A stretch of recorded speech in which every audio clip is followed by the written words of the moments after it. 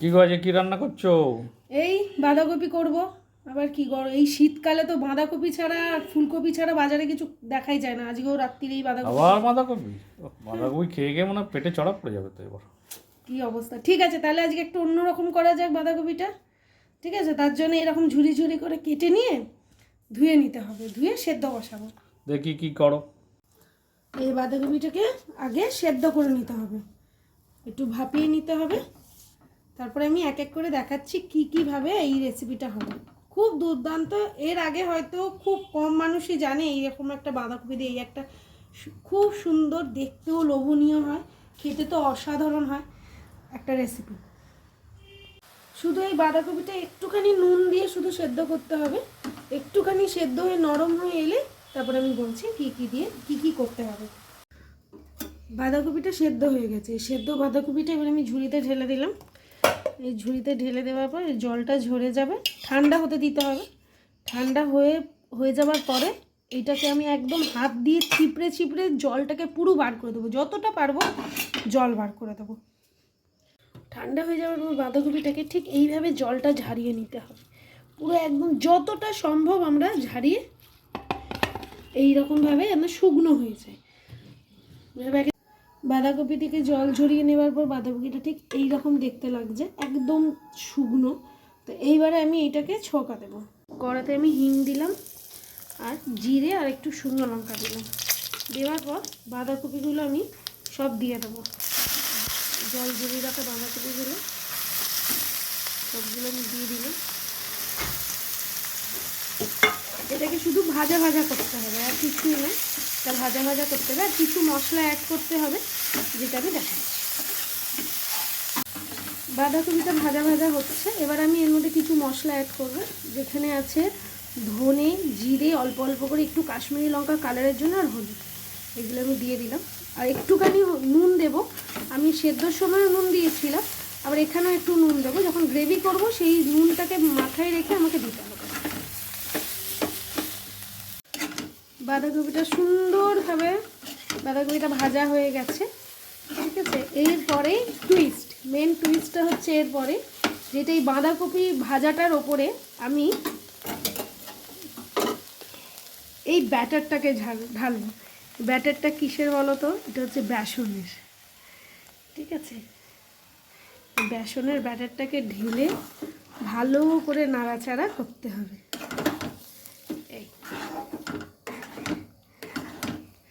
এটা যতক্ষণ না একটা মণ্ডতে পরিণত হচ্ছে, মানে নিজে থেকে কড়া দিয়ে ছেড়ে যাবে, ততক্ষণ আমাদের নাড়াচাড়া করে যেতে হবে এইভাবে। থালার মধ্যে একটু অয়েল দিয়ে এটাকে ব্রাশ করে নিলাম আমি। ঠিক আছে, কেন এর মধ্যে ঢালবো আমি বাঁধাকপিটাকে। এই হলো, কড়া দিয়ে ছেড়ে ছেড়ে আসছে, একটু কড়াতে লেগে লেগে যাবে।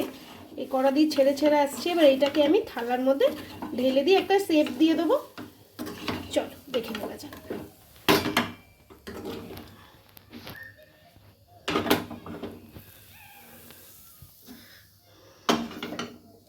ঢেলে নিলাম। ওই খুন্তি দিয়ে একটুখানি চেপে চেপে দেবো যেন সব দিকটা সমান হয়। তারপরে একটু ঠান্ডা করে নিতে হবে, কারণ ঠান্ডা করার আগে একদমই কাটা যাবে না।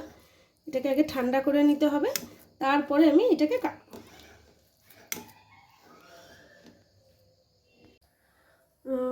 আমার মোটামুটি কমপ্লিট। এইভাবে আমি ওইটাকে ঢেলে নিয়ে ওইটাকে চেপে চেপে চেপে চেপে একটা চৌকো শেপ দিয়েছি। সেটা দেওয়ার পর এবার এইভাবে কেটে নিয়েছি। এই কাটাটা আমি দেখাচ্ছি একটা হাতে তুলে। এইভাবে আমি একটা কেটে নিয়েছি, দেখতেও খুব সুন্দর হয়েছে। এইটাকে শুধু আমি তেলে ভাজবো। এই যে এইভাবে তেলটা গরম হয়ে গেছে, এই একটা করে করে আমি ছেড়ে দেব। তেলটা খুব গরম হয়ে গেছে, কিন্তু বেশি গরম তেলে এগুলো ছাড়া যাবে না, ছাড়লে সঙ্গে সঙ্গে লাল হয়ে যাবে।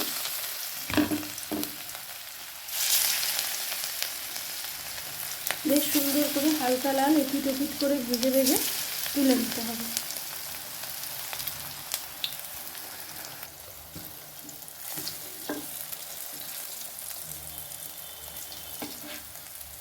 এপিট ওপিট করে ভেজে নিচ্ছি লাল লাল করে, হালকা লাল, খুব একটা লাল হবে না। সুন্দর করে ভেজে তুলে নিয়ে এটাকে শুধু নিরামিষ ইয়েতেও খাওয়া যায়, আমি যদিও আজকে নিরামিষভাবেই রান্নাটা করব। এটা আলু ছাড়াও করা যাবে, আবার যদি মনে হয় যে না একটু আলু দিয়েও করা যাবে সেটাও করা যাবে। খুব ভালো লাগে এই তরকারিটা খেতে। আলু দিয়ে কিভাবে করব সেটাও আমি দেখাবো। এখন আমি এগুলো সব একটা একটা করে ভেজে নিই, তারপরে আমি আসছি। বাঁধাকপির ডোকা ভাজার পরে ঠিক এইরকম দেখতে লাগছে, দেখতে খুব সুন্দর হয় আর খেতেও, ভাজাটাই এমনি খেতে খুব ভালো লাগে। আমি এরপরে ওই তেলের মধ্যে গোটা গরম মশলা ফোড়ন দিয়ে মিহি মিহি করে কেটে টমেটো কুচি দিয়েছি। টমেটো কুচিগুলো একটু নরম হওয়ার জন্যে সামান্য একটু নুন দিয়ে দিলাম যাতে একদম গলে যায়। এটা আমি আলু দিয়ে করার কথা ছিল, আমি ভেবেছিলাম আলু দিয়ে করবো, কিন্তু আমার বরমশাই বললেন যে না আজকে আমি আলু ছাড়া খাবো, জাস্ট গ্রেভির ওপরে, যেটা আপনার চাল মগজ দই দিয়ে হয়, কাজু বাদাম কিশমিশ বাটা এইগুলো দিয়ে আমি আজকে করবো। তো দেখা যাক। আদা বাটাটা একটু বেশি দিতে হবে কারণ আমার গ্রেভিটা একটু বেশি হবে। ভালো করে আদা বাটা দিয়ে করবো। তারপরে আমি যে মশলাগুলো ধনে জিরে হলুদ আর ঝালের জন্য একটুখানি লঙ্কা, যেহেতু আমার ছোটো বাচ্চা আছে তা আমি খুব একটা ঝাল দেবো না, আমি একটু তার জায়গায় কাশ্মীরি লঙ্কা দিই কালারের জন্য। এই 1 চামচ কাশ্মীরি লঙ্কা দিলাম, 1 চামচ না আর একটু বেশি দেবো, যেহেতু চার মগজ আর দইটা পড়লে একদম সাদা ভাবটা হয়ে যাবে। এটা দিয়ে আমি ভালো করে একটু কষে নিই। কালারটা কিন্তু বেশ সুন্দর এসছে এটা দেবার পরে। এবারে আমি দইটা দেবার জন্যে আমি একদম আঁচটাকে লো করে দেবো, করে দইটা ফেটিয়ে আমি দইটা এর মধ্যে দিয়ে দেবো।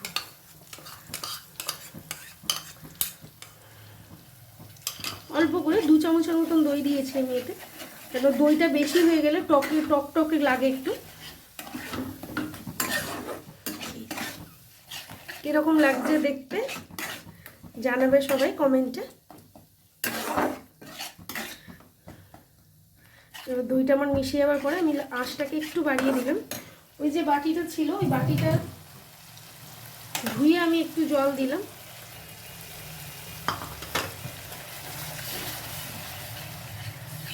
এটাকে একটু কষতে হবে।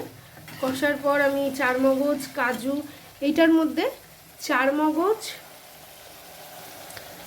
মগজ কাজু আর একটু চীনাবাদাম পোস্ত এগুলো সব বেটে রেখেছি।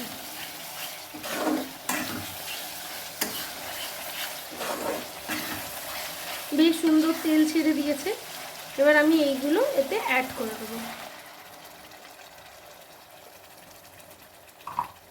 অ্যাড করে নাড়াবো। এটা চার মগজ দিলে এই আর কি, বাদাম ফাদাম দিলে খুব তাড়াতাড়ি কিন্তু তলায় লেগে যায়, তো তার জন্য একটু আঁচটাকে দেখে বা এই রান্নাটা একদম আস্তে আস্তে করতে হয় চার মগজ দিলে। এবার আমি এটা পরিমাণ মতো নুন দেবো, কারণ আমি ভাজাতেও নুন দিয়েছিলাম, সেদ্ধতেও নুন দিয়েছিলাম, তার জন্য সেই নুনের পরিমাণটা বুঝে আমি এতে একটু নুন দেবো এখন। আবার টমেটোমের জন্য একটু নুন দিয়েছিলাম। এই দেখুন পুরো ওইটা দেখো এটা পুরো শুকিয়ে গেছে। এবার এটা আমি ভালো করে নাড়িয়ে একটু সেই মাছ করে হালকা জল দিয়ে এটা ফুটে গেলে আমি ধোকাগুলো দিয়ে দেবো। আমি একটু জল দিয়ে দিয়েছি এর মধ্যে, শুধু যখন নামাবো সেই সময় ধনেপাতা একটু মিষ্টি আর ধোকাগুলো মিশিয়ে দেবো এর মধ্যে। যার যতটা গ্রেভি প্রয়োজন সে ততটা রেখে নামানোর সময় ধনেপাতা গরম মশলা দিয়ে আমি নামাবো আর পরিবেশন করব। তখন কেমন হয়েছে দেখে কিন্তু তোমরা সবাই জানাবে। আমার গ্রেভিটা ফুটে এসছে, এবার আমি ধোকাগুলো ছাড়বো, ওতে একটু সিম করে নিই, কেন একটু ধোকাগুলো দিয়ে একটু ফোটাতে হবে।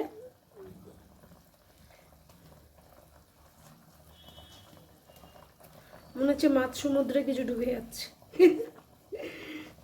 কিন্তু ধোকাগুলোতেও তো গ্রেভি টানবে, ওই কারণে আমি একটু গ্রেভিটা রেখেছি।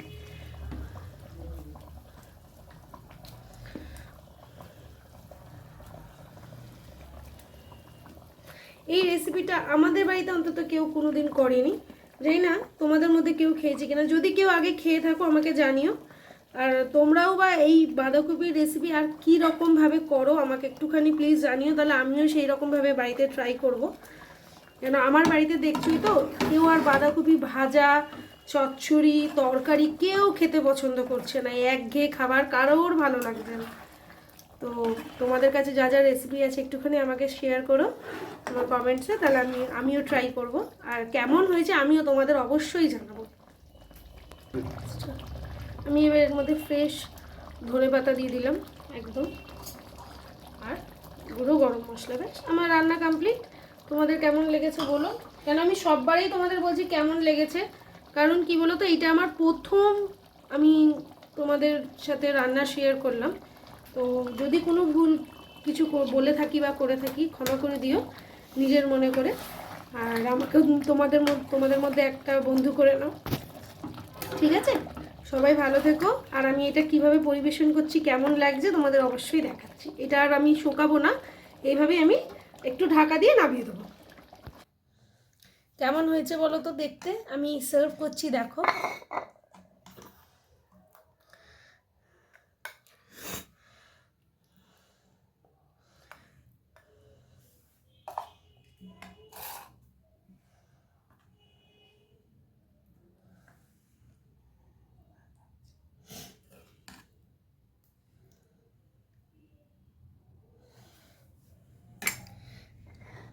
কেমন দেখতে লাগছে আমাকে কিন্তু জানিও তোমরা, ঠিক আছে? দেখো কতটা সফট হয়েছে।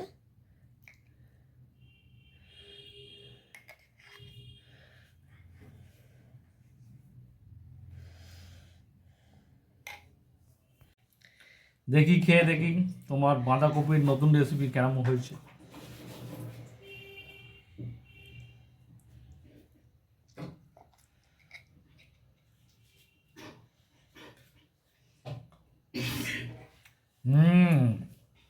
খুব সুন্দর হয়েছে নতুন রেসিপিটা।